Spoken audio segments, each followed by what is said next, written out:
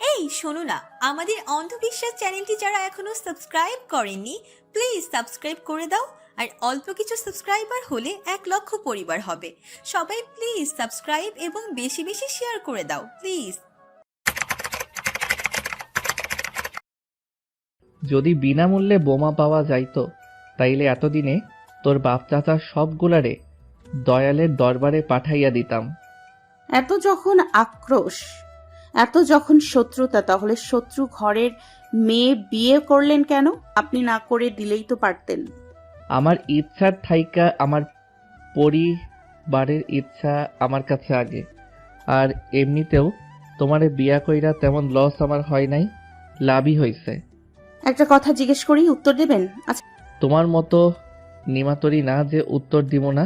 নাঝা এটা শুনে দীর্ঘশ্বাস ছেড়ে বলে, আপনার ভয় করে না? কিসের ভয়?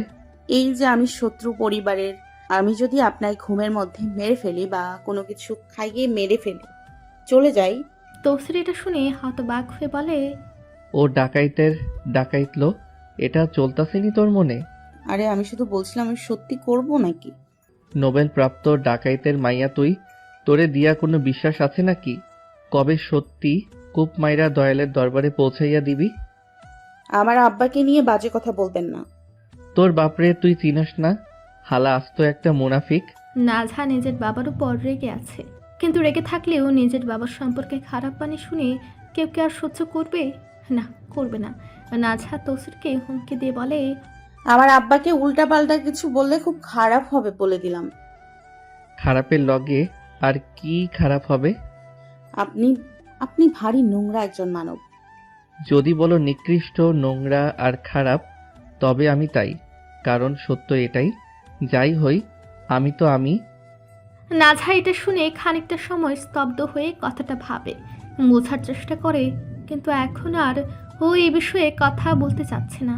তাই বিষয়টি এড়াতে এমনি বলে, আমার ইউজ করা ডাভ সাবান শেষ হয়ে গেছে, এখন এনে দেবেন। তৌসির ডাব সাবানের কথা শুনে ভ্রু কুচকায়, মনে মনে ভাবে, মেলা দাম তো সাবানের, একবার কিনা দিলে প্রতিবার কিনে দেওয়া লাগবে নাকি? বেহুদা টাকা নষ্ট করার মানে হয় না। তৌসির আলতো সুরে বলে, এগুলো ইসরায়েলি পণ্য, এগুলো মাখালে চামড়া টামড়া জুইলা যাইব। ছি ছি, কি পরিমাণ কিপটে আপনি, লজ্জা লাগে না? এখন ঘুমা, আর সি মারাইস না। এই বলে নাঝাকে টেনে বালিশে রাখে, তারপর নিজেই নাঝার গলায় মুখ পুজে দেয়। তৌসিরের উষ্ণ শ্বাস আর খোঁজা খোঁজা দাড়ির আঘাত ক্ষত বিক্ষত করে তুলে নাঝাকে। তৌসির নিজের শরীরের অর্ধভার ওর উপর ছেড়ে দিয়েছে। ভারী কষ্ট হচ্ছে নাঝার, দম বন্ধ হয়ে আসছে।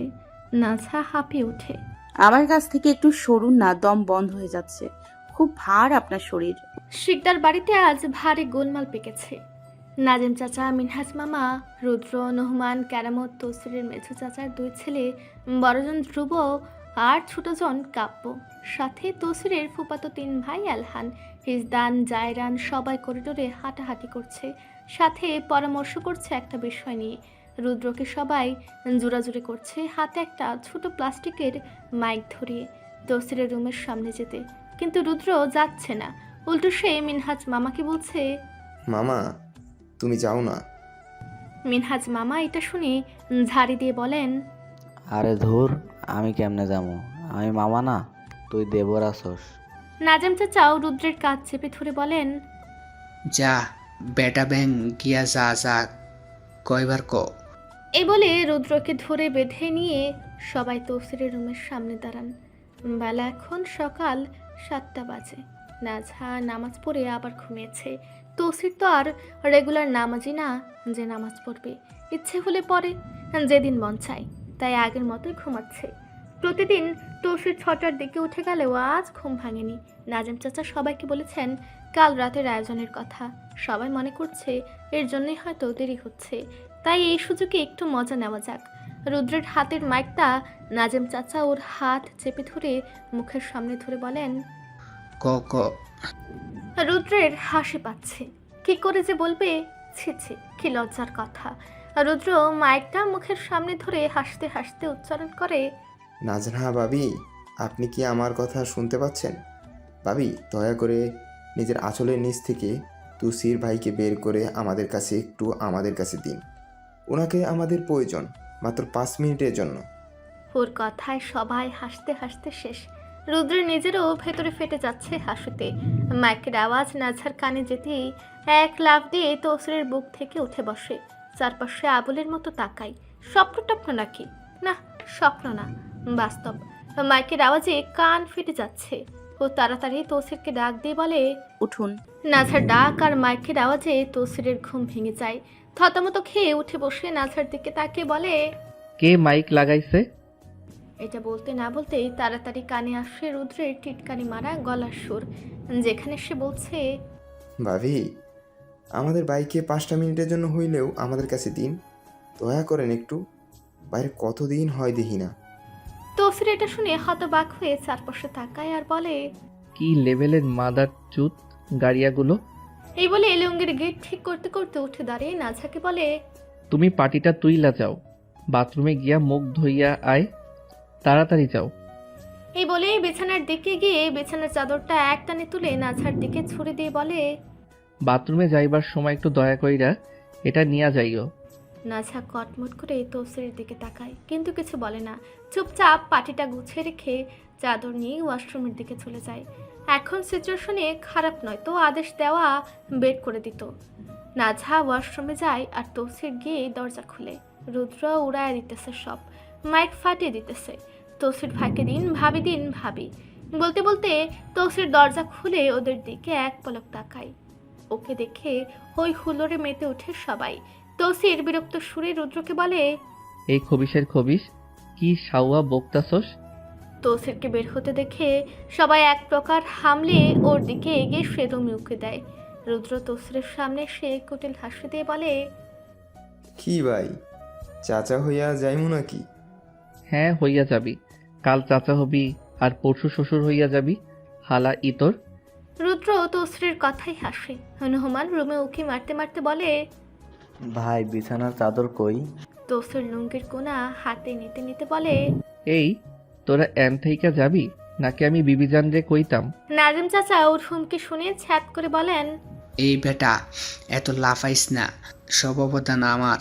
তৌসির এবার নাজিম চাচার দিকে রাগি চোখে তাকিয়ে চঞ্চল রাগ নিয়ে বলে, হালা বদমাসের ঘরে বদমাস সাওয়ার নাতি, তোর এই অবদানে লাইগা তোর পাশায় আমি 10টা নোবেল শাটার ব্যবস্থা করতেছি। খাড়া। ধ্রুব এই ফাঁকে বলে উঠে, বড় ভাই তাড়াতাড়ি সালামি বের করেন, আপনার বাসর ঘরে আমি সাজায়া দিছি। তুইও বিয়া কইরা নে, তোর ঘর আমি সাজাইয়া দিব। ব্যাস ব্যাস, হিসেব বরাবর। কাব্য উচ্ছ্বাসময় হাসি দিয়ে বলে, গজব বেজ্জতি। আলহান ইজদান জায়রান তিন ভাই একসাথে হাত নেড়ে নেচে উঠে বলে, ভাবি তো বস, আমরা ভাবির কাছ থেকে টাকা নিব, তুমি দিবা না জানি। মিনহাজ মামা দুঃখের সহিত বলেন, তোরা তো পাইয়ে যাবি, কিন্তু আমি কোন মুখে কমু? আমি তো মামা শ্বশুর। ওরা সবাই মিলে তসিরের সাথে মজা করতে থাকে। তসিরও দাঁড়িয়ে দাঁড়িয়ে জবাব দিতে ব্যস্ত। এমন সময় নাঝা ওয়াশরুম থেকে হাত মুখ ধুয়ে বেরিয়ে আসে। নাঝাকে আসতে দেখেই রুদ্র, কাব্য, ধ্রুব, আলহান, ইজদান, জায়রান সবাই রুমের ভেতরে আসতে চায় সালামি নিতে, কিন্তু তৌসির ওদের হাত দিয়ে আটকে বাধা দিয়ে বলে, এই বাইনচোদরা, আমার বউয়ের কাছে টাকা নাই, ও টাকা কই পাইবে? রুদ্র নাঝাকে আওয়াজ দিয়ে বলে, ভাবি, আমাদের সালামি দিন।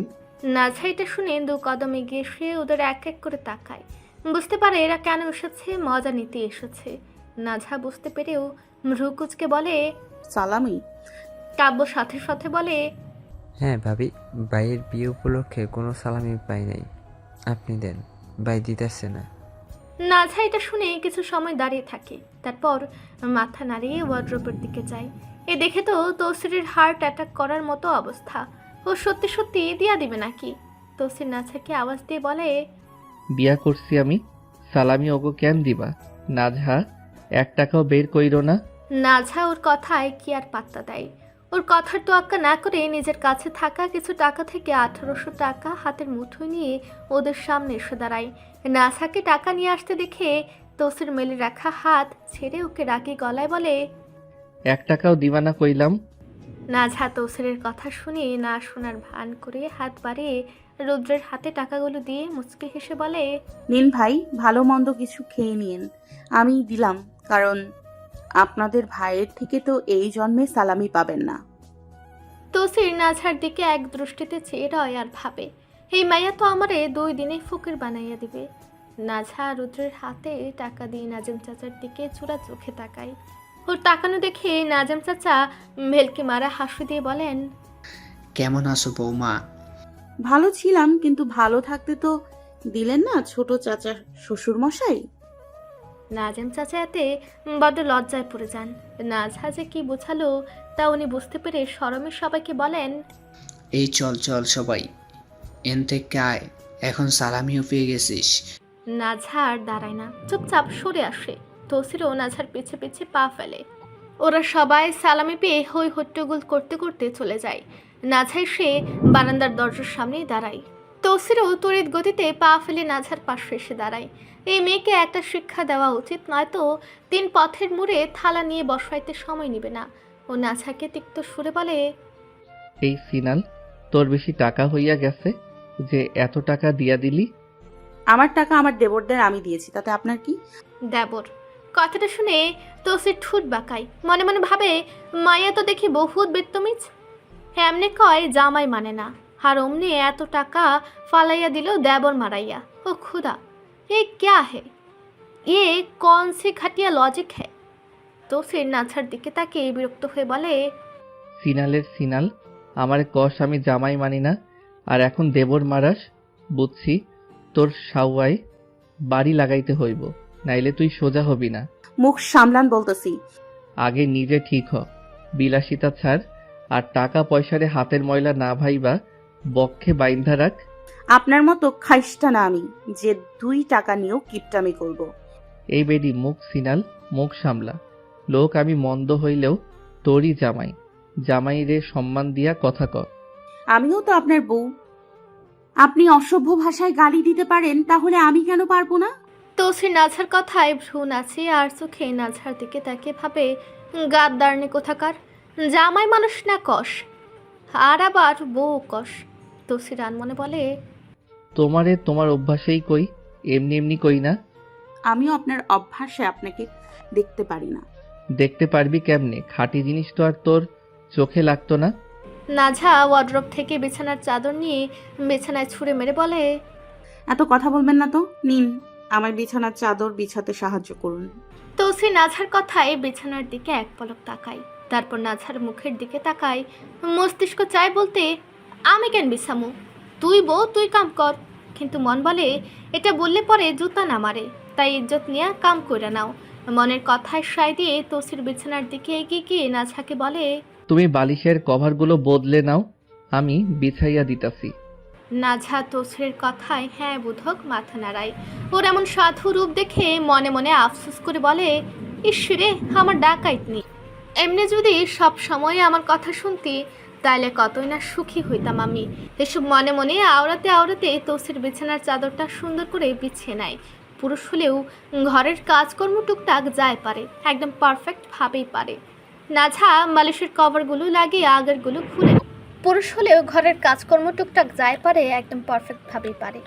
নাঝা বালিশের কভারগুলো লাগিয়ে আগেরগুলো খুলে নেয়। ও বালিশগুলো যখন বিছানার উপর রাখতে যাবে তখনই দেখে তৌসির যে নিজের জুতো রেখেই বিছানায় উঠেছে, তাতে একটা তেলাপোকা। যদিও তেলাপোকা টিকটিকি, এগুলোতে মোটেও ভয় পায় না নাঝা, কিন্তু হঠাৎ দেখে কিছুটা ঘাবড়ে গিয়ে দূরে সরে যেতে মুখ ফসকে বেরিয়ে যায়। তৌসির। নাঝার মুখে হঠাৎ নিজের নাম শুনে থমকে যায় তৌসির। তড়িৎ গতিতে ঘাড় ফিরিয়ে নাঝার দিকে প্রশ্নসূচক দৃষ্টিতে তাকিয়ে জিজ্ঞেস করে, কি হইছে? নাঝা নিজের কাজেই লজ্জায় পড়ে যায়। ছি ছি, তেলাপোকা দেখে এমন পাপারের মতো নাটক করা ওর সাথে অন্তত যায় না। নাঝা আমতে আমতে করে বলে, না কিছু না, ওই একটু ভয় আর কি। তেলাপোকা। কি মারাত্মক কথা! তেলাপোকা দেইখা নাকি ভয় পায় বিষাক্ত বিচ্ছু? বিচ্ছু কথাটা শুনে তেলে বেগুনে জ্বলে ওঠে নাঝার চিত্ত। নাঝা ক্রোধ ভরা নজরে তৌসিরের দিকে তাকায়। অতিরিক্ত বলে ফেলতেছে লোকটা, যদিও পণ করেছিল ওর কোনো কথাই কানে নিবে না, কিন্তু এখন মনে হচ্ছে পণ ভঙ্গ করতে হবে। ওর এই ক্রোধী চাহনি তৌসির গায়ে মাখে না, উল্টে বলে, তুমি এমনে তাকাইও না, তোমারে বলি নাই তুমি তো ইচ্ছাধারী নাগিনী। ইবলিশও আপনার থেকে ভালো আছে। ছি, তাইলে যা, ইবলিশ রে লাং বানাই আনে আমার থাইকা যখন ও ভালা। নাঝা তৌসিরের এমন কথায় আক্রোশে ফেটে পড়ে, বালিশগুলো বিছানায় ছুঁড়ে ফেলে বলে, ছি, কতটা নিকৃষ্ট আপনার মুখের বাণী। এটা নিকৃষ্ট না, এটা আমার স্টাইল, বুঝলা রুদ্রকেশী। রুদ্রকেশী? সে আবার কি? নাঝা এটা ভেবে নাক মুখ কুচকে আনমনেই বনে, রুদ্রকেশী? তৌসির ওর ছুঁড়া বালিশগুলো ঠিক করে রাখে, অতঃপর বিছানা থেকে নামতে নামতে বলে, খবিসের মতো রাগ তোমার, আর অলোকবতীর মতো তুমি কেশওয়ালি ডাকাইতের মাইয়া, তাই নাম দিলাম তোমার রুদ্রকেশী। এই বলে নাঝার সামনে সোজা হয়ে দাঁড়ায়। নাঝা নাক মুখ ছিটকে বলে, কত রং আর কত ঢং দেখবো। নাঝার কথার বিপরীতে তৌসির এবার আর কোনো উত্তর খুঁজে না, আবিষ্ট চোখে ওর পানে চেয়ে থাকে। কিছু মুহূর্ত পর নিজের হাত বাড়িয়ে নাঝার কোমর পেঁচিয়ে ধরতে ধরতে রঙিলা স্বরে উচ্চারণ করে, এমনি আও কৈতরি চুমুটুমু দু একটা খাই, বিয়াই তার ফিলিংস আনি। এই বলে তৌসির নাঝার কোমর জড়িয়ে টেনে আনে একদম নিজের কাছে। হঠাৎ ওর এমন টানিয়ে নাঝার নিঃশ্বাস থমকে যায়। বিস্ময়ে বড় বড় চোখে তাকায় তৌসিরের দিকে, কিন্তু তৌসিরের চোখে ভরা তীব্র তৃষ্ণায়। তৌসির ওর চাহনি উপেক্ষা করে আলতো হাতে নাঝার থুতনি চেপে ধরে, চোখে চোখ রাখে কিছুক্ষণ, তারপর নিঃশব্দে নাঝার গালে নিজের ঠোঁট মুখ ছুঁয়ে স্নিগ্ধ পরশে প্রগাঢ় চুমু খায়। বারবার নিজের ঠোঁট নাক ছোঁয়ায় নাঝার গালে আর আদুরে গলায় বলে ওঠে, তোমারে যে মায়া লাগে গো আমার কৈতরি। শব্দগুলো ফিসফিসের মতো মোলায়েম হলেও তাতে মিশে থাকে এক অনিবর্চনীয় টান। এই শব্দগুলোর মধ্যে প্রকাশ পাচ্ছে যে তৌসির শিকদার তালুকদারের মাইয়ার প্রেমে মজে যেতেছে। তৌসির এই বলেই নাঝার অন্য গালে মুখ রাখে, ঠোঁট ঘষে ধরে ওর নরম গালে, উষ্ণ শ্বাস ছড়িয়ে দেয় নাঝার চাঁদ মুখের সাথে ফিসফিস করে, এ বেডি, তুই এত সুন্দর কেন, এত মায়া লাগে কেন তোরে? অতপর তৌসির নিজের ঠোঁট ছুঁয়ে দেয় নাঝার কপালে, চোখের কোনায় গাল। নাঝার শরীর কেঁপে উঠে দাঁতে দাঁত চেপে দাঁড়িয়ে থাকে। ওর নিঃশ্বাসের ভেতর মিশে যায় তৌসিরের গরম নিঃশ্বাস। তৌসিরের দাড়ির খসখসে ছোঁয়ায় নাঝার দম বেরিয়ে আসছে, চোখ বুজে নেয় ও। কিছু মুহূর্ত তৌসিরকে সময় দেয় সরে যাওয়ার জন্য, কিন্তু তৌসির তো সরে না। নাঝা বিরক্তিতে তৌসিরের কাঁধে ধাক্কা দিতে দিতে তিতকুটে স্বরে বলে, তৌসির ছাড়ুন, ভারী বিরক্ত লাগে আপনার এই কর্মকাণ্ড। কেন, আমার ছোঁয়া পছন্দ হয় না? তৌসিরের প্রশ্নে নাঝা চুপ করে থাকে। কি উত্তর দেবে? তৌসির যে ওর কোমর পেঁচিয়ে ধরে আছে, হাতে প্রাণ বেরিয়ে যাচ্ছে কষ্টে, মনে রক্তক্ষরণ হচ্ছে বেদনায়। কি করে বলবে আমার আপনাকে পছন্দ না, আপনার ছোঁয়া পছন্দ না, আমি অন্য কাউকে পছন্দ করি? তৌসির খারাপ হোক আর ভালো, সবশেষে চিরসত্য তো তৌসিরই ওর বর্তমান, আর তৌসিরই ওর সব। এগুলো তো স্বাভাবিক, একজন স্বামীর চাওয়ার মধ্যেই পড়ে। তৌসির তো আর যে ওকে বিয়ে করেনি বা কোনো প্রকার জোরও করেনি। ওর পরিবারের মতে, ওর নিজের মতে বিয়েটা হয়েছে। তথাপি কেন এত সংকোচ, কেন এত ঘেন্না, কেন এত আপত্তি? কি হবে এসব করে? এসব করলে কি না পাওয়া মানুষটা তার হয়ে ফিরে আসবে? নাঝা মস্তিষ্কে তৌসিরকে মেনে নিলেও অন্তরটা বরাবরই প্রত্যাখ্যান করছে। নাঝা অতিশয় দ্বিধায় ভুগতে ভুগতে চোখ তুলে তৌসিরের দিকে নিরন্তর চাহনি নিয়ে চায়। নাঝার এই চাহনি দেখে তৌসির মৃদু হাসে, তারপর হাত বাড়িয়ে নাঝার মাথায় হাত বুলে দিতে দিতে স্নিগ্ধ সুরে বলে, যাকে পছন্দ করো আমার লগে বিয়া না হইলে তোর লগে হইতো। তৌসিরের এই প্রশ্নে নাঝার অন্তর কেঁপে ওঠে, বিস্ময় বিদ্ধ হয়ে যায়। তৌসির কিভাবে জানলো ওর মনের কথা? নাঝা মেলান সুরে বলে, সে আমার কখনোই হতো না। আপনার সাথে বিয়ে না হলে ইকরাব ভাইয়ের সাথে হয়ে যেত হয়তো। তাইলে পাইবার না যাই নাও, মায়া বুনছ কেন? তৌসিরের করা প্রশ্নে অন্তরিনীর ক্রন্ধনে কাতর হয়ে ওঠে নাঝা, সাথে বেশ চমকায়। স্ত্রীর মুখে অন্য পুরুষের কথা শুনেও কি নীরব এই লোকটি। তৌসিরের স্বভাবের সাথে এই নীরবতা বড্ড বেমানান। নাঝা দীর্ঘশ্বাস ছেড়ে তৌসিরের চোখের ন্যায় অবিচল দৃষ্টিতে চেয়ে বলে, ভালোবাসলেই পেতে হবে এমন কোনো কথা নেই, কিছু ভালোবাসা বিচ্ছেদই সুন্দর। নাঝার কথায় ঠোঁট আগলে স্বল্প মাত্রায় হাসে তৌসির। বাহ, মেয়েটা বয়সে ছোট হলেও বুঝতো আকাশ পরিমাণ, বিরাজ করছে তার মস্তিষ্কে। তৌসির আলতো সুরে বলে, একখানা খাঁটি কথা জানো, তালুকদারের মাইয়া। না, নজর আর নসিব দুয়ের লড়াই চিরন্তন, যা আটকায় নজরে তা রয় না নসিবে। তৌসিরের কথাটা নাঝার অন্তরে লাগে। ও ওর কথায় সম্মতি দিয়ে মাথা নাড়িয়ে বলে, আর এটাই নিয়তির নিষ্ঠুর রসিকতা। আমি লোক মন্দ হইলেও সংসার করার যোগ্য আছি, করবা এই মন্দ লোকের ঘর। এই কথাটা বিয়ের দিন বলা উচিত ছিল, কিন্তু তা বলা হয়নি। আজ মনে এলো তাই বলে দিল। তৌসিরের কথায় নাঝা নিরুত্তর হয়ে রয়। কি উত্তরই বা দেবে? নিজের মতো করে কিছু বলার ভাষাও নেই। সব হারিয়ে ফেলেছে, পরিস্থিতি সমস্ত গুলিয়ে দিয়েছে। নাঝাকে চুপ থাকতে দেখে তৌসির মৃদু হেসে আবার বলে, আমি তোমারে এই জীবনে কিছু দিতে পারবো কিনা জানি না, কিন্তু একটা জিনিস দিতে পারবো, তা হইল তোমার প্রতি আমার ফিডেলিটি। ফিডেলিটি শব্দটা শুনে নাছা চমকায়। এই লোক তো ইংলিশও জানে। চমকিত হয়ে যায় তৌসিরের মুখপানে।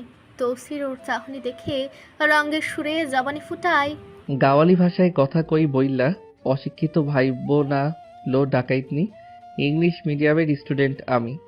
বাহ, ভালো তো। তা কোন ক্লাস অবধি টিকেছিলেন? 10 পর্যন্ত পড়ছিলাম। তারপর আর পড়েননি? ইন্টারে উঠা ভাবছিলাম লন্ডন বা আমেরিকা জামুগা। সিলেটি মানুষের তো একটাই গন্তব্য, তা হইল লন্ডন বা ইউরোপ। কিন্তু বাপ চাচা জাউরামিতে লাগাইতেছিল, আর আমি জাউরা হইয়া গেছি। আপনি জাউরা না, আপনি ইবলিশ। আর এগুলো বাদ দিন, এখনো সময় আছে, ভালো কিছু করুন। কি ভালা কাম করতাম? এমন কিছু করুন বা এমন একজন আদর্শ মানুষে পরিণত হন যাতে আপনার মৃত্যুর পরেও আপনাকে মানুষ স্মরণে রাখে। ওর এই উপদেশ শুনেই তসির আলতো কাজ ঝাঁকালো। মনে হলো বাতাসের ফুৎকারে উড়ে যাওয়া ধূলিকণা মাত্র, যার গুরুত্ব ওর কাছে তিল পরিমাণও নয়। কথাটা ওর কানে পৌঁছালো বটে, কিন্তু তসির কোনো তোয়াক্কা না করে উল্টো খেলো গলায় বলে ওঠে, তাহলে মরার আগে কারো কাছে থাইকা 2-3 লাখ টাকা ধার নিয়া নিমনে, তাইলে মরে গেলেও আমায় সারা জীবন মনে রাখবো। গরু তো গরুই থাকবে, মানুষ হবেন না। এই বলে যেতে থাকে, কিন্তু তসির ওকে যেতে দেয় না। ওকে টেনে ধরে একদম নিজের নিকটে নিয়ে আসে। নাঝা ক্রোধের সুরে বলে, ধুর, ভালো লাগছে না, এসব ছাড়ুন তো। তৌসির ওর কথায় পাত্তা না দিয়ে এক হাতে ওর কোমর জড়িয়ে ধরে, অন্য হাতে ওর খোপার মাঝে হাত ডুবিয়ে দিয়ে নাছার গালে আবারও ঠুট ঠেসে ধরে ফিসফিসিয়ে বলে, মাইরা নিতাসি না তোরে বেডি, একটু চুমুই দিমু, বেশি ফ্যাত ফ্যাত করিস না। বিকেলবেলা তৌসির, রুদ্র আর নাজেম চাচা বাজারে যাচ্ছেন। আগামীকাল তালুকদাররা আসবেন শিকদার বাড়িতে। সে উপলক্ষেই বাজার করতে যাওয়া। তালুকদাররা সাফাকে নিয়ে আসবেন। সাফাকে কিছুদিন রেখে যাবেন বেড়ানোর জন্য বাপের বাড়ি। যাওয়ার সময় হয়তো নাছাকে নিয়ে যেতে পারেন। তৌসিরের তো বিরক্ত লাগছে। কেন আসবে ওরা? এসে এত টাকা খরচ, এত আয়োজন, কত পয়সা নষ্ট। যদিও এসবের এক পয়সাও তৌসিরের যাবে না, তারপরেও পয়সা তো যাবেই। পয়সার প্রতি বড্ড মায়া ওর, তাই এক আনাও খরচ করতে বুকে ব্যথা লাগে। তৌসির হাঁটতে হাঁটতে নাজেম চাচাকে বলে, ও ছোট চাচা। নাজেম চাচা কিছুটা আগে এগিয়ে গিয়েছেন। ওর ডাক শুনে ঘাড় ঘুরিয়ে ওর মুখ পানে চেয়ে বলেন, কিতা রে? ওরা কাল আমার বউরে লইয়া যাইব না কিতা? হয়তো নিয়ে যাইব। তাইলে একটু বাঁচমু। কুকর্ম মন দিয়া করতে পারি না বউয়ের লাইগা, মাল এনে রাখলেও ফেইলা দেয়। বহুত বজ্জাত এক চিজ। কথা না শুনলে দিস কানের নিচে 2-1টা লাগায়া। তোর চরিত্রে দোষ আছে বেটা। তুই কথায় কথায় নারী নির্যাতনের কথা কস, তোরে মামলা খাওয়ানো উচিত। ভাই, চাচারে মামলা না দিয়া বিয়া একটা করাই দেও, ভালো হইব। এইটাও ঠিক কইছস। মামলার চেয়ে বউয়ের যন্ত্রণা বড় যন্ত্রণা। আমি এসবে নাই, বউয়ের বদলে। তোরা যেমনে মাল গিলস, বাপ হওয়ার ক্ষমতা হারাইয়া ফেলবি রে। শেষ কইরা নিতাসোস নিজের জীবন নিজের হাতে। না ভাই, আমি ভালো হইয়া গেছি, এখন আর এসব গিলি না। কেন, গতকালই তো দেখলাম খাইতে তোরে। আরে ওই একটু বাংলাদেশ জিতছিল তাই আর কি। হায় রে বাংলাদেশ, 109 রানে 0 উইকেট আর 118 রানে 6 উইকেট। এ বলে আবারও হাসতে থাকে। ওর হাসির তালে নাজেম চাচা বলেন, এটাই বাংলাদেশ ভাতিজা। তালুকদার বাড়ির পেছনের অন্ধকার প্রাঙ্গণে চলছে এক ভয়ঙ্কর মরণ খেলা। খেলার নিয়ন্ত্রণ পুরোপুরি নৌমির হাতে। নাজহার সে চতুর উকিল ফুপু, তারই হুকুমে এক এমপি যার নাম জামাল তাকে হাত পা শক্ত করে বাঁধা হয়েছে। দড়ির ফাঁসে ঝুলছে সে উল্টো হয়ে, ঠিক কাছের মোটা কাঠের খুঁটির সাথে। নিচে চলছে দাও দাও করে আগুন। শিখার লেলিহান স্পর্শ যে কোনো মুহূর্তে তার শরীর ছিঁড়ে খেয়ে ফেলবে এমন অবস্থা। উল্টো ঝুলে থাকা জামালের শরীর গলে যাচ্ছে যন্ত্রণায়। এই নৃশংস সাজা বিনোদনের জন্য নয়, জামালকে এভাবে ঝুলে রাখার পেছনে আছে এক মারাত্মক কারণ। তা হলো এই জামাল অর্থ, ক্ষমতা, রাজনৈতিক পরিচয়ে বলিয়ান এক হিংস্র শিকারী। আর তার শিকার হয়েছিল মাত্র 18 বছর বয়সী কলেজ পড়ুয়া চিত্রা। একটি পার্টির রাতে নেশা মেশানো পানীয়, সিসিটিভি বন্ধ এবং বন্ধ দরজার আড়ালে ঘটে গেছিল ওর সাথে নৃশংস এক ঘটনা। চিত্রা ধর্ষিত হয়েছিল জামালের হাতে। মেয়েটি ন্যায় বিচারের আশায় জামালের নামে মামলা দায়ের করে, কিন্তু এই আইনি লড়াই নামতেই চিত্রার জীবনে নতুন করে শুরু হওয়ার সব আলো নিভে যাওয়ার উপক্রম হয়। জামাল নিজেকে নির্দোষ প্রমাণ করার জন্য নৌমিকে নিযুক্ত করে এবং তাকে প্রায় 30 লক্ষ টাকা দেয়। কিন্তু নৌমি নিজের ধূর্ত বুদ্ধি ও কৌশল খাটিয়ে তিনি জামালের কাছ থেকে আরও 10 লক্ষ টাকা অতিরিক্ত আদায় করে নিয়েছেন। নৌমি মামলাটি হাতে নিলেও দ্রুত জানতে পারেন যে অপরাধের সব অকাট্য প্রমাণ রয়েছে ধর্ষিত মেয়ে চিত্রার কাছেই। এই প্রমাণগুলি এতটাই শক্তিশালী ছিল যে জামালের মুক্তি অসম্ভব, আর সাথে ওনার কেস জেতার আশঙ্কা। প্রমাণগুলো চিত্রার হাতে আছে জানার পর নৌমি এক অপ্রত্যাশিত এবং মারাত্মক ডিল করার জন্য সরাসরি চিত্রা ও তার বাবা মায়ের কাছে যান। সেই ডিলটি ছিল ইচ্ছাকৃত পরাজয়, অর্থাৎ চিত্রা ও তার পরিবার স্বেচ্ছায় আদালতে মামলায় হেরে যাবেন, এমনভাবে সব প্রমাণ কোর্টে পেশ করবেন যাতে জামালের দোষ প্রমাণ না হয়। এতে নৌমি একই সঙ্গে জামালের কাছ থেকে নেওয়া 40 লক্ষ টাকা ধরে রাখতে পারবেন এবং কেসও জিতে যাবেন। চুক্তির সবচেয়ে ভয়ঙ্কর অংশ ছিল এটি, জামাল ছাড় পাওয়ার কিছু মাস পর নৌমি নিজ দায়িত্বে জামালকে চিত্রা ও তার পরিবারের হাতে তুলে দেবেন, যাতে তারা তাকে এক ভয়াবহ ও মর্মান্তিক মৃত্যু দিতে পারে, যা প্রচলিত আইনে সম্ভব নয়। সাথে চিত্রাকে আরেকটি পরিকল্পনা দেন, তাহলেও সে অকাট্য প্রমাণগুলো ব্যবহার করে চিত্রা যেন ক্রমাগত জামালকে ব্ল্যাকমেল করে জামালের থেকে কিছু টাকা হাতে নেয়। নৌমি চিত্রার পরিবারকে ভালোভাবে বুঝিয়ে দেন এই দেশে আইনের মাধ্যমে জয় হবে না, কখনোই হবে না। জামাল ঠিকই আইনের ফাঁক ফুকর দিয়ে বেরিয়ে যেত দোষী প্রমাণ হলেও। আর নৌমির প্ল্যান মতো সব যদি হয় তবে সাপও মরবে, লাঠিও ভাঙবে না। ব্যাস, নৌমির পরিকল্পনা মতোই সব কিছু চলতে শুরু করে। নৌমির দেওয়া সব নির্দেশনা কঠোরভাবে মেনে চলে চিত্রা। এই কিছু মাসের মধ্যেও সে একটি ভিন্ন পরিচয় ধারণ করে জামালের বিরুদ্ধে যত প্রুফ ছিল তা দিয়ে জামালকে ব্ল্যাকমেল করতে থাকে। এইভাবে সে জামালের কাছ থেকে মোট 35 লক্ষ টাকা হাতে নেয়। আগামীকাল ভোরেই তাদের ফ্লাইট। চিত্রা আর তার পরিবার পাড়ি দেবে ডেনমার্কে। নতুন পরিচয়, নতুন জীবন নিয়ে পেছনে ফেলে যাবে সব রক্ত, সব ভয়, সব নিকৃষ্টতা। তাই আজ রাতে সব শেষ করতে হবে, জামালকে মেরে ফেলতে হবে। নৌমি নিজে ডেকে পাঠান জামালকে নিজেদের বাড়িতে মেহমান হিসেবে। জামালও আসে, একটু সন্দেহ করে না, ভাবছিল হয়তো নৌমি আবারও নতুন কোনো ডিল করতে চাইছে, কিন্তু ও তো জানতো না নৌমি পেছনে ছুরি নিয়ে অপেক্ষা করছে। ওর কপালে আজ শুধু মৃত্যু লেখা আছে। আবার চিত্রা জামালকে যেভাবে ব্ল্যাকমেল করেছে, চিত্রার পরিবার নৌমির সাথে যে গোপনে চুক্তি করেছে, নৌমি সব রেকর্ড করে রেখেছে ভবিষ্যতের জন্য। যদি কোনোদিন চিত্রা কিংবা ওর পরিবার নৌমিকে ব্ল্যাকমেল করার সাহস করে, তাহলে যেন প্রমাণ হাতে নিয়ে এক ঝটকায় সব শেষ করে দিতে পারে। নৌমি মানে ঠান্ডা মাথার শয়তানি। খেলা সে খেলে আগে বোর্ডে গুটি বসিয়ে। প্রথমত তিনি ধর্ষকের পক্ষে মামলা জিতলেন, আবার সেই ধর্ষককে শাস্তিও দিলেন, তার কাছ থেকে 40 লক্ষ টাকা হাতে নিলেন। এতেও হয়নি, ওকে এখানে এনে ভয় দেখে এমপির যত জায়গা জমি ফ্যাক্টরি সবই অন্য নাম থেকে নিজের আওতায় নিয়ে ব্যাংকের টাকাও নিজের করে নিয়েছেন, যদিও অ্যাকাউন্টে না নিয়ে অন্য একজনের অ্যাকাউন্টে সরিয়েছেন, যা পরে তারই অ্যাকাউন্টে যাবে। সব লুটে নেওয়া শেষে জামালকে এভাবে ঝুলিয়েছেন মারার জন্য। নাজহার 3 নম্বর চাচা আদনান এবং নাজহার বাবা মিলে এই সফল খেলায় জড়িত নৌমির সাথে।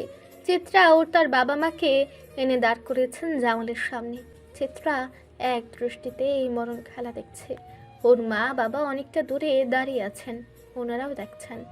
নৌমি এগিয়ে এসে চিত্রার হাতে একটি মর্নিং স্টার দিয়ে বলেন, যাও, নিজের জেদ মেটাও, যেভাবে ইচ্ছে সেভাবে সেট দাও।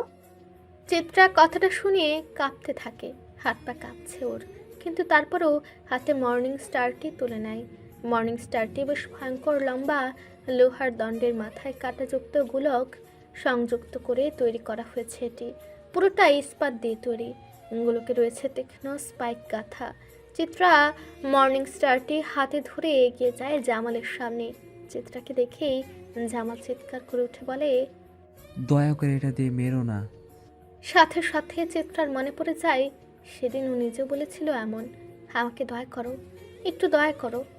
তবে দয়া তো দূরের কথা, উল্টো পশুর মতো খাবলিয়েছিল ওকে জামাল। চিত্রা দাঁত চেপে মর্নিং স্টার দিয়ে সজোরে আঘাত করে জামালের প্যাটের সাইডে।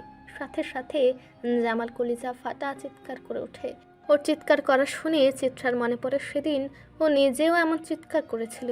ওর চিৎকার শুনে জামাল উল্টো হেসেছিল, আরও বেশি অত্যাচার করেছিল। চিত্রা মর্নিং স্টারটা প্যাটের সাইড থেকে এক টানে বের করে নিয়ে দ্রুত হাতে এলোপাতাড়ি আঘাত করতে থাকে ওর বডিতে। এক একটি আঘাতে ওর শরীরে এক একটি স্পাইক ঢুকে যায় ঠুস ঠুস করে। জামালের জিহ্বা অর্ধেক বেরিয়ে আসে। লোহার ধারালো স্পাইকগুলো জামালের শরীরের রগ হাড্ডি অবধি ছিলে বের করে আনে। চিত্রা যখন সজোরে আঘাত করে তখন মর্নিং স্টারের মাথার স্পাইকগুলো টপ টপে ঢুকে যায় ওর শরীরের মাংসের নিচে। আর যখন চিত্রা দাঁত চেপে টেনে মর্নিং স্টারটি বের করে আনে তখন শরীরের রগসহ মাংস হাড্ডি অবধি বেরিয়ে আসে মর্নিং স্টারের মাথায় লেগে রক্ত চেপে পড়তে থাকে। রক্ত গলগলিয়ে নিচে থাকা আগুনে ঝরে পড়ে আগুন নিভে গেছে। জামাল একেবারে যখন নিথর তখন নমি চিত্রার হাতে একটা গ্লেভ তুলে দেন। চিত্রা এটা হাতে নিয়ে এক ঝলক নৌমির দিকে তাকায়, তারপর পৈশাচে খাসি দিয়ে সেই গ্লেভ দাঁতে দাঁত চেপে নিজের সমস্ত ক্রোধ উজাড় করে জামালের গলায় চালিয়ে দেয়।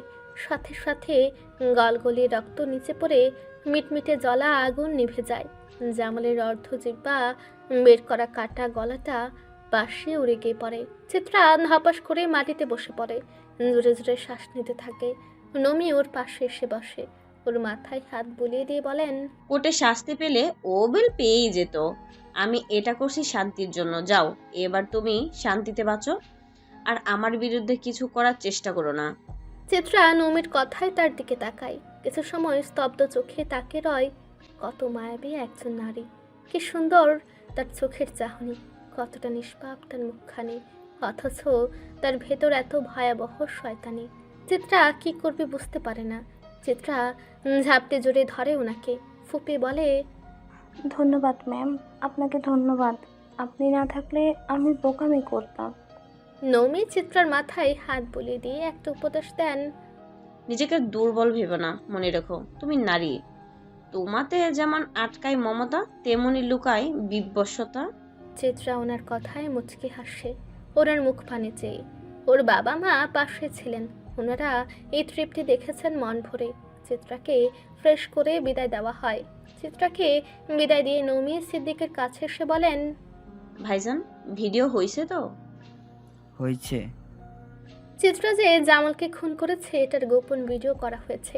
চিত্রা যদি পোল্টে খায় তাহলে ওকে শেষ করে দেওয়ার জন্য এই ভিডিওটাই যথেষ্ট। আদনান এগিয়ে এসে জিজ্ঞেস করেন, ভিডিও করার কি প্রয়োজন ছিল? এই স্বার্থের দুনিয়ায় নিজের ছায়াকেও বিশ্বাস করতে নেই। কলিজায় কোপ কিন্তু বিশ্বস্ততার মারে। 10টার কাছাকাছি তোসের খাওয়া শেষ করে রুমে আসে। রুমে পা রাখতে চোখ পড়ে নাঝার উপর। সে ওয়ার্ডরোব থেকে কিছু একটা নিচ্ছে, কিন্তু তাকে দেখেই কেমন আচমকা ঘাবড়ে যায়। তৌসির ওকে এমন আচমকা ঘাবড়াতে দেখে তীক্ষ্ণ চোখে নাঝার দিকে তাকায়। এ ঘাবড়ালো কেন? তৌসিরকে দেখে তো নাঝা কখনোই এমন করে না। তৌসিরের মন ওকে শুথে নেয়, কুস্তো গড়বড় হ্যায় মহাজন, নয়তো তোমার বউ তোমারে দেখে এমন ঘাবড়াইতো না। নাঝা আসলে এক বিশেষ কাজে ব্যস্ত ছিল। হঠাৎ তৌসিরকে সামনে দেখে খানিকটা ভরকে যায়, চোখ তুলে এক ঝলক তাকায় তৌসিরের দিকে। তাকাতেই কিছু একটাই আটকে যায় চাহনি। আজ এই কিপ্টে লোকটাকে বড় মোহনীয় লাগছে, একদম রূপ শেখরের মতো রূপ ধরে আছে। কালো পাঞ্জাবি আর কালো লুঙ্গিতে মহাভারী অদম্য সুদর্শন এক পুরুষ লাগছে। নাঝা তৌসিরের দিকে তাকাতে তাকাতে নিজের হাতে থাকা জিনিসগুলো ওড়নার নিচে গুজে নিয়ে তৌসিরকে নিজের দিকে তাকাতে দেখে মৃদু হেসে ওয়াশরুমের দিকে পা বাড়ায়। কিন্তু তৌসিরের চোখ এড়ায় না কিছুই। তৌসির টের পায় নাঝা খুলেছিল ওয়ার্ড্রোবের সেই দিকটা যেটা তার নিজের। সঙ্গে সঙ্গেই মনে পড়ে যায় ওয়ার্ড্রোবে তো লুকিয়ে রেখেছিল কয়েকটা ম্যাথাম ফ্যাটামিন নামের ড্রাগসের প্যাকেট, যেগুলো এক ক্লায়েন্টের জন্য ভারত থেকে আনিয়েছে। 1 গ্রামের দামই 8 থেকে 10,000 টাকা, ভারী চড়া দামের মাল। তৌসিরের মুখের রং বদলে যায়। কি হতে যাচ্ছে বুঝতে পেরে চিলের মতো দৌড়ে গিয়ে নাছাকে ঝাপটে ধরে বলে, ও সিনাল গো, আমার এত টাকা তুই খয়রাত করে নিছিলি? তৌসির ওকে ধরতেই নাছার হাত ফসকে ম্যাথাম ফ্যাটামিনের ছোট জিপলক প্যাকেটগুলো ফ্লোরে পড়ে যায়। নাছা নিজেকে ছাড়াতে চিৎকার করে বলে, আমাকে ছাড়ুন বলছি, আমি এগুলো ফ্ল্যাশ করব। এটা শুনে আর এসব দেখে তৌসিরের মুখমণ্ডল লাল হয়ে যায়, কপাল কুঁচকে যায়, দাঁতে দাঁত চেপে ধরে। মাথার শিরা উপশিরাগুলোতে কেউ হয়তো নরম লোহা দিয়ে আঘাত করেছে। এতটা রাগ হতে থাকে তৌসিরের। সে নাঝাকে ধাক্কা দিয়ে সরিয়ে আক্রোশে ভারী ও চাপা গলায় বলে, হারামজাদি খন্নাসনি, আজ তোরে আমি দয়ালের দরবারে দেখাইয়া নিতাম। আইস তুই থাকবি, নাইলে আমি থাকবো। অন্ধকার নিভৃত কক্ষে মিটিমিটি আলোর এসো তাভায় দেয়ালে পিঠ ঠেস দিয়ে বসে আছে নাছা, এক অচল প্রতিমার মতো, 2 হাত 2 দিকে প্রসারিত, একদম নিশ্চল হয়ে। আর তা হবেই না কেন? আজ যে প্রাণহীনতা তাকে গ্রাস করেছে। তৌসির আজ ওকে শারীরিকভাবে আঘাত করেনি, শুধু সজোরে ছিটকে ফেলে দিয়ে চপেটো ঘাতের জন্য ভৎসনা করেছে, তবে আঘাত করেনি। কিন্তু চপেটা ঘাতের চেয়েও বহুগুণে তীক্ষ্ণ ছিল তৌসিরের বলা বাক্য কষাঘাত। ওর মুখ হতে নিঃসৃত তিক্ত গালি বর্ষণ মাংসের আঘাতের চেয়েও দ্বিগুণ রেখাঙ্কন এঁকে দিয়েছে নাঝার অন্তর্জগতে। তৌসিরের অশালীন তিরস্কারে মনটা এত বিষণ্ণতায় আচ্ছন্ন। তার উপর এই দারুণ ভাবনা আপন অস্তিত্বের ধরনে কিভাবে এই স্বেচ্ছাচারী কীটের সঙ্গে সারা জীবন যাপন করবে? হে কি আদৌ নাঝার পক্ষে সম্ভব? এই অসম্ভব প্রশ্নটির কোনো উত্তর নাঝা খুঁজে পায় না, আর না পায় এই অমিলন সমীকরণের কোনো গাঢ় মিলনসূত্র। ঠিক এমন অসহায় মুহূর্তে তৌসির ঘরে প্রবেশ করে। রুমের মাঝ বরাবর এসে দাঁড়ায় ও। আকস্মাৎ চারপাশে এক পলক চোখ বোলায়। নাঝার দেয়ালের সাথে এমন বিধ্বস্ত ও নিশ্চল ভঙ্গিমায় বসে থাকাটা তৌসিরের দৃষ্টিকে আটকাতেই তার বুক চিরে বেরিয়ে আসে এক দীর্ঘ ভারী শ্বাস। হে মেয়েটিকে নিয়ে সে কি করবে? তৌসির মনে মনে অহর্নিশ চেষ্টা করে নাঝার মন মতো হতে, তাকে প্রীত রাখারও চেষ্টা করে। অথচ নাঝা বরাবরই তৌসিরের প্রতিবর্তী কাজ করে। কিসের প্রয়োজন নাঝার তৌসিরের কাজে প্রতিবন্ধকতার সৃষ্টির? কেনই বা সে এসব করবে? পরিণীতা তো পরিণীতার মতোই থাকবে। প্রতিটি বিষয়ে এমন হস্তক্ষেপ কেন? সম্ভবত এই কারণেই স্ত্রীকে অতিশয় প্রশ্রয় দিতে নেই। তৌসির দীর্ঘশ্বাস ছেড়ে ধীরে ধীরে 2 কদম এগিয়ে আসে। নাঝা তৌসিরের উপস্থিতি টের পায়, তথাচি টের পেয়েও কোনো সাড়া দেয় না। সে পূর্বের ন্যায় নিস্পৃহ হয়েই বসে থাকে, দৃষ্টি মেঝেতে নিবদ্ধ রেখে। এ দেখে নাঝার সামনে এক হাঁটু গেড়ে বসে তৌসির। নাঝার দিকে কিছু সময় নির্বাক চেয়ে রয়। নাঝা তৌসিরকে নিজের সামনে বসে থাকতে দেখেও তৎক্ষণাৎ ওর দিকে নজরপাত করে না। তৌসির নাঝার এই মৌনতা দেখে নিজেও কিছু মুহূর্ত নীরবতা যাপন করে। অতঃপর নাঝার শীতল হাতের উপর নিজের হাত রেখে বলে, চলো ঘুমাইতাম। নাঝা নিরুত্তর। সে আগের ন্যায় স্তব্ধতার মূর্তি হয়ে বসে থাকে। তার ভেতরের আগ্নেয় গিরে এখনো শান্ত হয়নি। তৌসির এটা দেখে হাত বাড়িয়ে ওর কাঁধে অন্য হাত রাখে। তৌসিরের স্বরে অক্লান্ত চেষ্টা, পরিস্থিতি শান্ত করার এক ব্যর্থ প্রয়াস। চলো ঘুমাই আমরা। এই অসহ্য স্বাভাবিকতা নাঝার অন্তরের ক্রোধাগ্নিকে মুহূর্তে আক্রোশে পরিণত করে। ও দাঁতে দাঁত চেপে তৌসিরের দিকে তাকায়, চোখে এখন তিক্ত ঘৃণা। সমস্ত গুমুট ভেঙে এক ঝাঁঝালো চিৎকার করে। তো ঘুমাচ্ছেন কেন? আমি কি ধরে রেখেছি? যান। হ্যাঁ। তৌসির নাঝার এই ঝাপটা ক্রোধে সামান্য বিচলিত হয় না, বরং ও ঠুটে এক ব্যঙ্গাত্মক হাসি টেনে ধরে। এক দীর্ঘ ক্লান্ত শ্বাস ফেলে বলে, তেজ দেখাচ্ছ আমায়, তালুকদারের মাইয়া? হ্যাঁ, দেখাচ্ছি তো। আপনার কোনো সমস্যা? নেশা? তৌসির আর কোনো তর্ক বাড়াবার উপায়ন্তর না দেখে মুহূর্তে সিদ্ধান্ত নেয় আর এক ঝটকায় টান দিয়ে নাছাকে তুলে দাঁড় করে দেয়। পরক্ষণেই শক্ত হাতে ওকে কোলে তুলে নেয় আর বলে, এত রাগ কইরো না তালুকদারের মাইয়া। রাগ অহংকার ভবিষ্যতের জন্য খুব খারাপ। নাঝা কোল থেকে নামার জন্য বন্যের মতো হাত পা ছুটতে থাকে। ওর মুখ দিয়ে ক্ষোভের বিষ ঝরে পড়ে। খোর গাঁজাখোর বাটপার, ছাড়ুন আমায়। কিন্তু তৌসির ওকে ছাড়ে না। তার ধরা শক্ত বাঁধন নাঝার সমস্ত প্রতিবাদককে ব্যর্থ করে দেয়। ওকে জোর করে বিছানায় বসাতে বসাতে তৌসির ঠাট্টার সুরে বলে, এমন ব্যাঙের মতো লাফাইছো নালো ডাকাইতনি, কোমর টোমর ভাইঙ্গা নিয়া আমার বিপদই বানাবি। বিছানায় বসে তৌসির নাঝার দিকে ঝুঁকে। নাঝার চোখ এখনো প্রতিরোধের আগুন নিয়ে জ্বলছে, কিন্তু ওর শরীর অবসন্ন। সে বুঝে এই মানুষটির শারীরিক বলের কাছে ওর সমস্ত আবেগিক শক্তি আজ পরাস্ত। তৌসিরের সাথে ঝগড়ার রেশ ধরে বিছানায় এখন চাপা উত্তেজনা। কিছুক্ষণ পর নাঝার রাগ কমেনি, একটু কমেনি। বিছানার দেওয়ালের সাথে হেলান দিয়ে চুপচাপ গুটিসুটি মেরে বসে আছে, মুখে রাগের আগুন নেই। ক্রোধে রাগে রাগে জট লেগে যাচ্ছে। তৌসির ওর সামনে মাথা নিচু করে বসে আছে, তবে শান্তিতেও বসেনি। শান্তির শব্দটা তৌসিরের সাথে জীবনেও যায়নি আর যাবেও না। এই তো তৌসির বসে আছে তো আছেই, সাথে নাঝার পায়ের আঙ্গুলগুলোতে নিজের হাতের বৃদ্ধা আঙ্গুল কখনো বোলাচ্ছে, আবার কখনো আঙ্গুলগুলো আলতো টেনে ধরছে আর ফিসফিস করছে। আর কখনো তোমার লগে ছিলামও না, সত্যি কইতাছি। আও এবার ঘুমাই। না, চিল্লাবেন না কেন? আরো বেশি করে চিল্লান। আমি তো বান্দি, আমায় এনেছেন তো বান্দি, আমার সাথেই তো চিল্লাবেন। এটা শুনে তৌসির থতমত খেয়ে যায়। এই মাইয়া তো বহুত বজ্জাত, নিজের মুখে নিজেকে কামের বেডি বানাইয়া নিতেছে। তৌসির মুখ তুলে ওর পানে নিরলস চাহনি নিয়ে বলে, তুমি বউয়ের মতো থাকবা। তুমি কেন আমার লগে গাদ্দারি করবা আর আমার রাগ উঠাবা? আমি যা করেছি ভালো করেছি। গাঁজা বিক্রি করেন, ড্রাগস বিক্রি করেন, লজ্জা নেই? দেশের ছোট ছোট কিশোরগুলোকে এসবে জড়িয়ে মারেন, নির্লজ্জ। ওদের কতটুকু ক্ষতি হয় বুঝেন? টাকা আয় করার নেশায় মনুষ্যত্ব খুইয়ে নিয়েছেন। জানেন, আপনারা জানেন? যেখানে অন্য দেশের তরুণ প্রজন্মের হাতে মানুষ দেশের সুন্দর ভবিষ্যৎ তুলে দিচ্ছে, সেখানে আমাদের এই দেশে আপনাদের মতো রক্তচোষারা তাদেরই ভবিষ্যৎ ধ্বংস করে দিচ্ছেন এই মাদক দ্রব্যের দ্বারা। তৌসির নাঝার কথায় বিরক্ত হয়, খানিকটা ছোড়া চোখে ওর দিকে তাকিয়ে রয় আর হেসে বলে, এত দেশপ্রেম না মারাইয়া চুপচাপ ঘুমাও। দেশের মাইন্সের ভবিষ্যতের চিন্তা না কইরা আমার বংশ বিস্তার করার চিন্তা করো। আমি করব না আপনার ঘর। তৌসিরের রাগও এবার তারা হয়ে যায়। এতক্ষণ নরম ছিল, তথাচ আর রইতে পারে না শান্ত। এবার তাই শক্ত গলায় বলে, তাইলে তোর বাপরে ফোন দিয়া কইছে আপনার ডাকাইত নিয়ে আমার ঘর করতো না, নিজের ঝিস নিজের কাছে নিয়ে যান। হ্যাঁ বলুন, এক্ষুনি বলুন। থাকবো না আপনার সাথে। আমি আব্বাদের সব বলে দিব, সব বলে দিব। ও সিনাল, তোর বলা লাগতো না। তোর বাপ চাচা এসবে আমার থেকেও এক কাঠি ওপরে, তাই এত ফোঁস করিস না।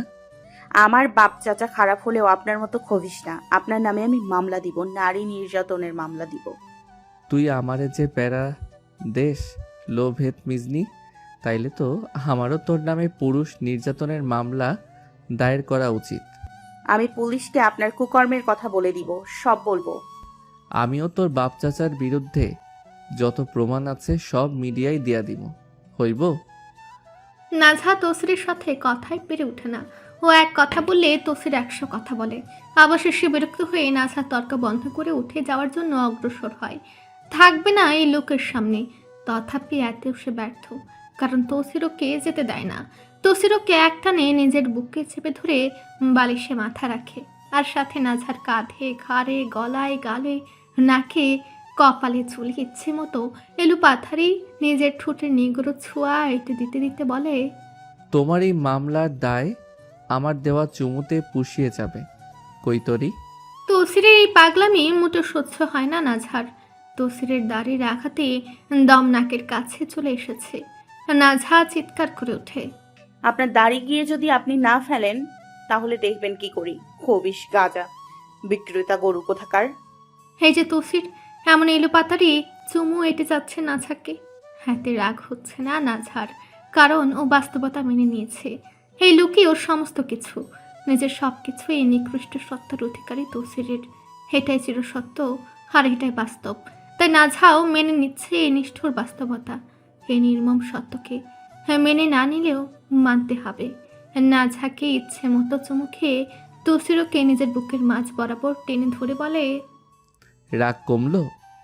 নাঝা নিশ্চুপ, কোনো উত্তর দেয় না। চুপচাপ তৌসিরের বুকে মাথা গুজে শুয়ে থাকে। তৌসির আবারও শুধায়, কি হইল? কথা কও না কেন? ইচ্ছে নেই আপনার সাথে কথা বলার। তৌসির নাঝার পিঠে ও বাহুতে আলতো হাত বুলিয়ে দিতে দিতে গলার সুর নরম করে বলে ওঠে, গাদ্দারি না করলেই কি নয়? আমি তোমার জামাই, তুমি আমার লগে কেন এসব করো? নাঝা এই কথায় তৌসিরের বুক থেকে মাথা তুলে তার মুখপানে নিশ্চুপ চেয়ে থেকে শান্ত গলায় বলে, আচ্ছা, এগুলো না করলে হয় না? ভালো কিছু করা যায় না? আমি চাই না আপনি এসবে যুক্ত থাকুন। আমি চাই আপনি একজন ভালো মানুষ হন। তৌসির নাঝার কথায় তবদা খেয়ে মনে মনে ভাবে, বাহ, হঠাৎ আমার ইচ্ছাধারী নাগিন এত সুন্দর রূপ নিল কি মতলবে? তবে মুখে এটা বলে না। যদি মুখে বলে তাহলে ছুবল খাওয়ার সম্ভাবনা 100% আছে। তাই জীবনের ঝুঁকি না দিয়ে ম্লান গলায় বলে, দেখি 2-1 বছর যাক, টাকা পয়সা আরও কিছু মেনে নেই। বাচ্চা 2-1টা হইলে যেন আয়ে এসে জীবন কাটাইতে পারে, তার ব্যবস্থা করি। তারপর ছাইরা দিমনে। তৌসিরের কথায় ঠান্ডা মেজাজ আবার অতিক্ত হতে থাকে নাঝার। বিরক্ত হয়ে বলে, আপনার এই চিন্তা মনে যদি থাকে তাহলে ভালোভাবে মনে সেটে নিন, আপনার বাচ্চার মা হব না আমি। নাঝার কথায় তৌসিরকে নিজের বুকে আবারও জড়িয়ে নিতে নিতে বলে, তুই তো বেডি নিজেই বাচ্চা, আর কি আমার বাচ্চার মা হবি? আগে নিজে বড় হ, পরে ডায়লগ দিস। নাঝা তৌসিরের বুক থেকে পিছলে গিয়ে তার বাহুতে মাথা রাখে। আগের ধস্তাধস্তির কারণে নাঝার হাতের চুরির সাথে ঘষা খেয়ে হাতের চামড়া খানিকটা ছিলে যায়। নাঝা নিজের হাত তৌসিরকে দেখে বলে, দেখুন, আপনার জন্য আমার হাত কেটে গেছে। তৌসির তীক্ষ্ণ চোখে তার হাতের দিকে কিছু সময় চেয়ে থাকে।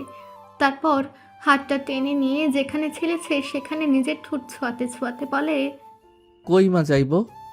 নাঝা ঝাড়ি মেরে নিজের হাত সরিয়ে হাতের চুড়িটা খুলে নিয়ে তৌসিরের বুকের উপর রাখে আর বলে, এটা বালিশের নিচে রাখুন। দিকে রাখলে বিছানা ঝাড়ার সাথে পড়ে যাবে আর আপনার বিবিজান কাকা করবে। তৌসির দীর্ঘশ্বাস ছেড়ে চুড়িটা বালিশের নিচে রাখতে রাখতে বলে, তোমরা মেয়েরা এমন কেন? 1 সেকেন্ডও বনে না কারো লগে কারো। বনার হলে তো বনবে। আপনার বিবিজান একজন বদ মহিলা। মুখ সামলিয়ে কথা কও। আমার বিবিজানকে এভাবে বলবা না। এত যখন দরদ ওনার প্রতি, আমায় বিয়ে করলেন কেন? ওনাকেই করে ফেলতেন। উফ, এত কথা কইও না, ঘুমাও এখন।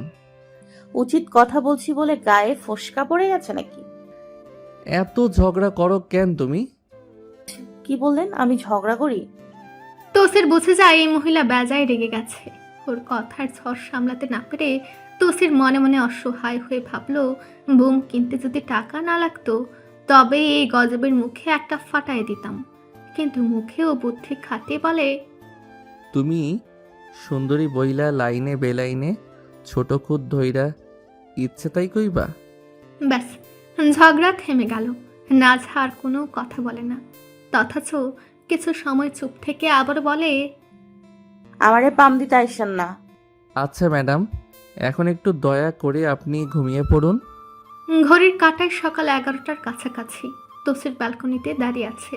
ভাদ্রের মেঘলা দিনেও কেমন একটা ভ্যাপসা গরম, কিন্তু এই গরমের চেয়েও তীব্র একটা তেতো ভাব তৌসিরের চোখে মুখে এঁটে আছে। বেশ মাখা তিক্ত নজরে বাড়ির গেটের দিকে স্থির চোখে তাকিয়ে আছে। বিরক্তি আর তিক্ততা মিশিয়ে তৈরি হয়েছে এই চাহনি। এই বিরক্তির কারণ শুধু দেখতে পাচ্ছে না, বরং অনুভব করছে এক বিরক্তিকর অনিবার্য ঘটনাকে। তা হলো শা শা করে গেট পেরিয়ে একের পর এক তীক্ষ্ণ যান্ত্রিক শব্দ তুলে হুড়মুড় করে প্রবেশ করছে মোটর বাইক। 20 থেকে 25টি বাইক। সংখ্যাটা তৌসিরের বিরক্তিকে আরও শানিত করে তুলেছে। এত মানুষ কেন আসবে? কত টাকা খরচ হবে এদের খাওয়াতে? এই বাইকগুলো তালুকদারদের। তালুকদাররা এসেছেন বলে কথা, একটু ঝাঁকঝমক তো থাকবেই। ওদের সব কিছুতে একটা তালুকদারি ঠাট। প্রতি বাইকে দুজন করে বসা, চালক আর আরোহীর সম্মিলিত ভারে বাইকগুলো আরো দাপুটে। যান্ত্রিক গর্জনে লন বাগান পেরিয়ে তারা এগিয়ে আসছেন মূল ভবনের দিকে। বাইকগুলোর পেছনেই প্রবেশ করে একটা কালো সেডান। গাড়িটি এসে শেখদার বাড়ির উঠোনের মাঝামাঝি থামে। থামা মাত্রই ভেতর থেকে বেরিয়ে আসেন কালো পাঞ্জাবি পায়জামা পরিহিত নুমান। তিনি গাড়ির বাইরে পা রেখে কিছু মুহূর্তের জন্য থমকান, তারপর হালতে করে হাত বাড়ান গাড়ির ভেতরের দিকে। হতপর নুমানের হাত ধরে সলজ্জ সাবধানে গাড়ি থেকে বেরিয়ে এলেন সাফা, তৌসিরের ছোট ফুপু, নুমানের স্ত্রী। নুমান এবং তার পরিবারের যারা এসেছেন তাদের মধ্যে এক অদ্ভুত মিলও আছে বটে। আগত সকল পুরুষই কালো পাঞ্জাবি পায়জামা পরিহিত, তার উপরে কালো পাথরের কারুকার্যে শোভিত মুজিব কোট। সবার জন্য একই পোশাক, মনে হচ্ছে কোনো সুশৃঙ্খল সেনাদল যারা ওনারা বিয়ে খেতে এসেছেন। ওনারা সবাই কালো পরেছেন আর সাফা পরেছেন সাদা পাথরের বুরকা আর হিজাব। এই দৃশ্যটা তফসিরের নজর কাড়ে। বেশ সুন্দর লাগছে ওর ফুপুকে। ওর মনে হচ্ছে হাজারো কালো পোকার মধ্যে একটি সাদা পবিত্র ফুল। ওদের এই ম্যাচিং ড্রেসের কাহিনী দেখে তফসির ঠোঁট বাঁকিয়ে বলে, মাঙ্গের নাতিদের কত সাউয়া। ওনাদের উপস্থিতির তালিকাটা মনে মনে সাজায় তৌসির। ভালো করে দেখে নাঝার 15 জন চাচার মধ্যে 9 জন এসেছেন। চাচাতো বড় ভাইদের মধ্যে 28 জনের মধ্যে এসেছেন 17 জন, আর ছোট চাচাতো ভাইদের 13 জনের মধ্যে এসেছে 6 জন। ভাগ্নে 19 জনের মধ্যে এসেছে 10 জন। ভাতিজাদের 25 জনের মধ্যে এসেছে 12 জন। এছাড়াও ভাগ্নে ভাতিজা মিলিয়ে তাদের 10-12 জন ছোট ছেলে মেয়ে আছে। তাদের মধ্যেও থেকে এসেছে 7-8 জন। এই বিপুল জনসমাবেশের হিসেব করতে করতে তৌসির বিরক্ত গলায় বলে, হালা তালুকদার দিসেরে মন মতো জন্ম, 5 গরুর ওর এক পরিবারে খাইয়া নিতে পারবো এক বেলায়। নাঝা ওয়াশরুমে গোসল দিচ্ছিল। গোসল সেরে বেরিয়ে আসে, আশেপাশে এক নজর তাকায়, তারপর চুল মুছতে মুছতে ব্যালকনির দিকে পা বাড়ায়। ব্যালকনির কাছাকাছি যেতেই ওর সাথে ধাক্কা লাগতে যায় তৌসিরের, তথাপি ধাক্কা লাগে না। তৌসির কিছুটা পেছনে সরে যায়। তৌসিরকে এই অবেলায় রুমে দেখে নাঝা ভ্রু কুচকায়। সন্দিহান দৃষ্টিতে মুখ তুলে তৌসিরের দিকে তাকিয়ে জিজ্ঞেস করে, আপনি এখানে কেন? তৌসির অবাক হয়। কি বলে এই মেয়ে? আজ বাড়িতে মেহমান আসবে আর আজ তৌসির বাড়িতে থাকবে না? তৌসির চমকে গিয়ে উল্টো জিজ্ঞেস করে, কি তালো, মাথার স্ক্রু ঢিলা হইয়া গেছে নাকি তা জানো না? আইস বাড়িতে কি? নাঝা থমকায়।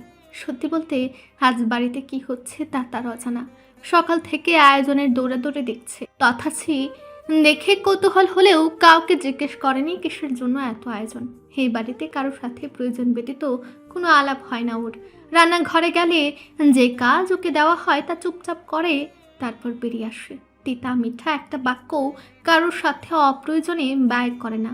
তৌসিরের কথাই নাঝা কপালে ভাঁজ ফেলে তাকে বলে, না তো। জানবা কেমনে? কারো লগে কথা কও না, মিশো না, খান্নাসদের মতো একানাঙ্গী হইয়া থাকো। তৌসিরের কথায় খুবই বিতৃষ্ণা অনুভব করে নাঝা। একটা মানুষ কিভাবে সবসময় ফাজলামির উপরে ভেসে থাকে? কিভাবে? সত্যি অসম্ভব ধৈর্যচ্যুতি ধারণ হয় এমন আচরণে, এমন কথাবার্তায়। নাঝার কথা না বাড়িয়ে পেছনে ঘুরে টাওয়ালটা বিছানায় ছুঁড়ে মেরে চাপা রাগ নিয়ে বলে, আমি গিয়ে জিজ্ঞেস করছি, আপনার বলা লাগবে না। বলে বাইরে যাওয়ার জন্য পা বাড়ায়। তৌসির ওকে যেতে দেখে তড়িৎ গতিতে নিজেও পা বাড়িয়ে বলে, চলো আমিও যাই। রুম থেকে কৌতূহল নিয়ে বের হয়ে যখন করিডোরে দাঁড়ায় আর লিভিং রুমের অবস্থায় দৃষ্টিপাত হয়, সাথে সাথে তবদা খেয়ে দাঁড়িয়ে যায় সে। নিজের পরিবারের অর্ধেক জনগোষ্ঠীকে দেখে বা ক্রুদ্ধ নাঝা। তাকেই দাঁড়াতে দেখে তৌসির পেছন থেকে মিঠার মুরকে দুষ্টুমি গলায় বলে, আশ্চর্য হলে? নাঝার ঠুটে নিজের অজান্তে এক চিলতে হাসি ফুটে ওঠে। নিজের সর্বপ্রিয় জনদের যে দেখছে, আহা, মনে হচ্ছে শত যুগ পর এই চেনা মুখগুলো চোখে ধরা দিল। তৃপ্তিদায়ক চোখে তৌসিরের দিকে তাকিয়ে উচ্ছল গলায় বলে, অতিশয় আশ্চর্য হলাম। তৌসির নাঝার কথায় কোথা থেকে এক ঝাঁক শান্তির দেখা পায়। তার বউ এই প্রথমবার তার সাথে এত সুন্দর করে কথা বলল। শান্তি তো পাওয়ারই কথা। নাঝা নিজের ওড়নাটা মাথায় টেনে নিয়ে সিঁড়ি বেয়ে নিচে নামতে শুরু করে। ওর পাশ ঘেঁষে তৌসিরও নামে। ইকরা আবার সাহেব ভাইও এসেছেন। তারা তৌসির আর নাঝাকে একসাথে দেখে উভয়ই মুচকি হাসেন। ওনারা আসতে চাননি, মন চায়নি। তথাপি আসতে না চাইলেও প্রিয়তমাকে দেখার লোভ সামলাতে সম্ভব হয়নি ওনাদের পক্ষে, তাই মন পূর্বে জেনেও এসেছেন। নাজহা ধীরে ধীরে নিচে নামে। ও নামতেই সবার আগে ওর মাস্টার চাচ্চু আর ছোট চাচ্চু এগিয়ে আসেন। নাজহা অবাক হয়ে তাদের দিকে চেয়ে রয়। স্বল্প সময়ের মধ্যে ওনারা দুজনে হাত বাড়ান নাজহার নাই। নাজহা নিজেকে আর আটকাতে পারে না। সবার প্রতি অভিমান জমলেও এই দুজনের প্রতি কোনো অভিমান বা অভিযোগ নেই। নিজের ছেলের মতো মনে করেন ওনাদের খাওয়া দাওয়া সব খেয়াল রাখত সে। বড্ড বেশি ভালোবাসে এই দুই চাচাকে। নাজহা একে কে দুই হাতে আগলে ওনাদের গলা জোরে ধরে। নাজহার ধরা অনুভব করেই ওনারা বোঝেন কতটা কাঙ্গাল হয়ে আছে ওনাদের জন্য নাজহা। মাস্টার চাচ্চু আর ছোট চাচ্চু দুজনে স্নেহ ভরা ছোঁয়ায় হাত বুলে দেন ওর পিঠে আর জিজ্ঞেস করেন, আলহামদুলিল্লাহ। তোমরা? পাশ থেকে তানভীর চাচ্চু, মোল্লা চাচ্চুরা বলে ওঠেন, বাহ, চাচ্চু বুঝি ওই দুইজন? আসসালামু আলাইকুম। কেমন আছো তোমরা? নিশ্চয়ই খুব ভালো আছো, তাই না? ওর প্রশ্নে নুমান সাহেব আর ওদের সবার বড় ভাই তানিম ভাই তার পাশে এসে দাঁড়ান। নাজহার মাথায় হাত বুলিয়ে দিয়ে বলেন, এভাবে বলছিস কেন? তুই বাড়িতে নেই তো কেউ আর কারো খেয়াল রাখে না, যত্ন নেয় না। সত্যি অর্থে তোকে ছাড়া পূর্ণ তালুকদার মহলও শূন্য। তাদের বাক্যবাণে নাজহা শুধু মাথা নিচু করে। সে নত মুখে ফুটে ওঠে এক তাচ্ছিল্যের হাসি, যা বড় শূন্য, বড় করুণ।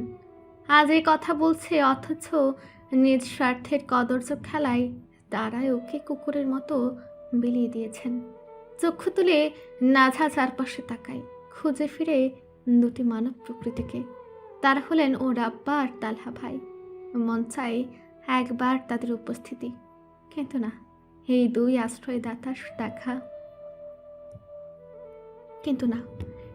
আশ্রয়দাতার দেখা মিললই না। তাদের অনুপস্থিতি নাজহার অন্তরে এক কঠিন প্রশ্ন বলল, এরা কত নিষ্ঠুর, যাকে পৃথিবীর সবচেয়ে বেশি ভালোবাসে, যে তাদের প্রাণ, তাকে এত সহজে অবহেলা করলো। তালহা ভাইয়ের না আসা মানায় গেল, কিন্তু আব্বা, মেয়ের কথা বুঝে একবারও মনে পড়ে না তার। অথচ প্রতিদিন 2-3বার ফোন করেন, কিন্তু তিনি মেয়েকে একবার দেখতে আসেন না। আজ সবাই এলো সবার সাথে, আর আব্বা এলেন না। বাবার মুখটা দেখার জন্য, ওনার বুকে মাথা রাখার জন্য নাজহার ভেতরটা হাহাকার করছে। কতদিন হলো ও আব্বার দেখা পায়নি, কতদিন হলো বুক ভরে ও আব্বা বলে ডাকতে পারেনি। এইসব ভাবনার অতল গহ্বরে যখন ডুবে এদিক ওদিক তাকাচ্ছিল, তখনই চোখ পড়ে সাহেব ভাইয়ের উপর, যিনি ওর দিকেই তাকিয়ে আছেন। ওনার তাকানোটা অসহায় হলেও নাজহার বোধগম্য হয় না তা। সেই চাহনিকে স্নেহেরই ভেবে বসে। ওনাকে ইশারায় জিজ্ঞেস করে, কি অবস্থা সাহেব ভাই? ভালো। সাহেব ভাইয়ের থেকে চোখ সরতে ইকরাবের উপর নজর পড়ে, যে কিনা গ্লানি সিক্ত চোখে ওর দিকে তাকিয়ে আছে। নাজহা ওর তাকানো দেখে দ্বিতীয়বার আর ইকরাবের নায়ের চোখ বোলায় না, মাথা নিচু করে নেয়।